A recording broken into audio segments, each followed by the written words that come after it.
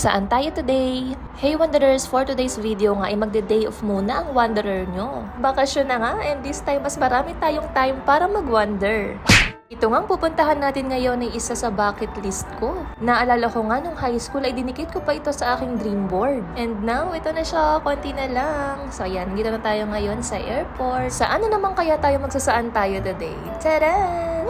Ito na rin yung time para makapag-visit at makapag-Christmas kasama ang family na nasa abroad. Solo nga tayo magta-travel ngayon pero ayan, nakamit tayo ng friend. Shoutout naman kay Mai. Habang naghihintay nga kami ng aming paglipad ay kumain muna kami ni Mai dito sa Tapa King. Ayan, kailangan talaga busog para sa mahabang biyahe namin. Ay, nakita nga rin ako ditong perfect pasalubong, ang Delphas Turmeric. Proud gawang Alfonso. Ayan, bumalik na rin kami dito sa aming gate. Tamang-tama nga lang yung oras ng pagdating namin, hindi nagmamadali. Ayan, may time pa rin kami para makapagpahinga. This is it! Boarding na nga ang aming flight, kaya naman samahan nyo ako Wanderers i-explore ang Dubai, United Arab Emirates. For smooth travel papuntang Dubai, you can book or inquire sa Pinoy Tourism.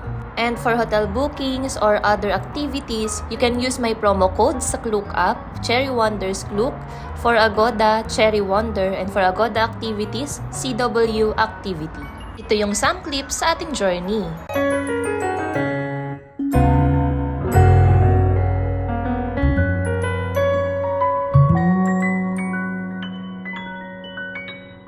We have just landed dito sa Dubai. Thank you Lord for keeping us safe on this journey. Grateful din sa mga friends na na-meet natin, si Mami Maura and si Mai. See you around! Ready to exit na nga tayo ng Dubai Airport. Ayan, lakad muna tayong konti, then sakay ng train. May batang araw na ligaw, char! Finally, nandito na talaga tayo. And na-meet ko na rin ang aking fam. Hello Cedric and Derek. And thank you sa aking family na naghatid at nagsundo sa akin dito. Ready na yan mag-explore, mag-adventure at mag-saan tayo today. Ang ganda talaga dito and I hope my 15-year-old self is smiling right now because you made it to your bucket list.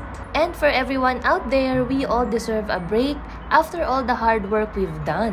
Ito na yung sign mo, best. Book that flight and be happy. Thank you for watching, Wanderers. See you sa next vlog natin.